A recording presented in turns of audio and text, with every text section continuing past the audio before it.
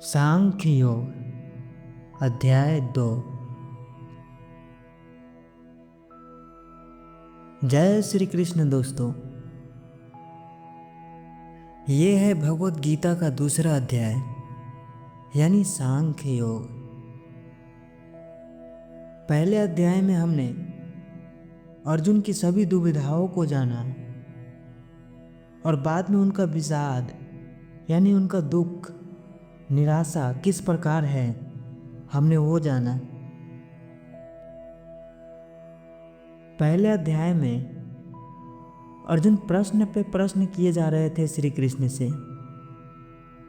तो अब इस दूसरे अध्याय में श्री कृष्ण उन सभी प्रश्नों का उत्तर देने जा रहे हैं। दोस्तों, हम लोगों को तो यही ध्यान में रखना है कि अर्जुन को श्री कृष्ण किस तरह और क्या बताएंगे जिससे कि निराश हुए अर्जुन युद्ध के लिए राजी हो जाए।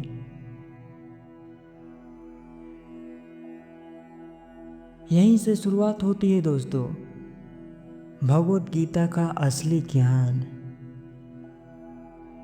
तो आइए मैं आपको इस भगवत गीता के दूसरे अध्याय यानी सांख्य योग को हिंदी में और आसान भाषा में समझाने जा रहा हूं।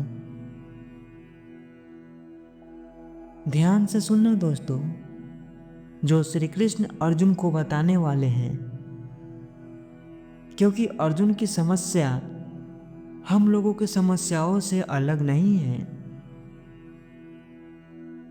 तो आइए सुनते हैं भगवत गीता का दूसरा अध्याय यानी सांख्य योग को। तो चलिए मैं भगवान को प्रणाम करते हुए अपना कर्म शुरू करता हूं।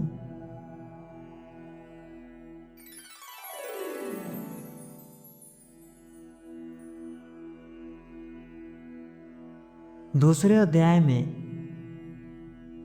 संजय धृतराष्ट्र को आगे बताते हुए कहते हैं, संजय कहते हैं कि उस प्रकार करुणा से अभिभूत व्याकुल हुए और आंखों में आंसुओं को लिए हुए विषाद युक्त अर्जुन को श्री कृष्ण देख रहे हैं और देखते हुए अर्जुन से कहते हैं,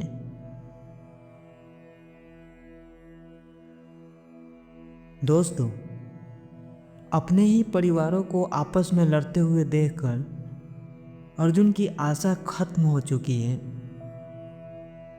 अर्जुन अपने घर से निकले थे युद्ध करने के लिए, लेकिन युद्ध में दोनों पक्षों में अपने ही लोगों को देखकर निराश हो गए। ये बहुत आश्चर्य की बात थी दोस्तों, क्योंकि किसी ने ये उम्मीद नहीं की थी। ये सब सुनकर धृतराष्ट्र को भी मन ही मन अच्छा लगा, क्योंकि उन्होंने भी ये उम्मीद नहीं किए थे। लेकिन अब बात बहुत आगे बढ़ चुकी थी। अब धृतराष्ट्र भी इसमें कुछ नहीं कर सकते थे। जहां युद्ध का माहौल होना चाहिए था, वहां शोक, विषाद और दुख का माहौल बना हुआ है। अर्जुन को रोते हुए देखकर श्री कृष्ण बोलना शुरू करते हैं। श्री कृष्ण अर्जुन से कहते हैं, हे पार्थ, कैसे तुम्हें इस भीषण विपद काल में अन्यायों के द्वारा आचरित स्वर्ग तथा कीर्तियों को नहीं देने वाला यह मोह प्राप्त हुआ। हे पार्थ, तुम इस प्रकार नपुंसकता को मत प्राप्त हो, तुम्हें यह शोभा नहीं देता।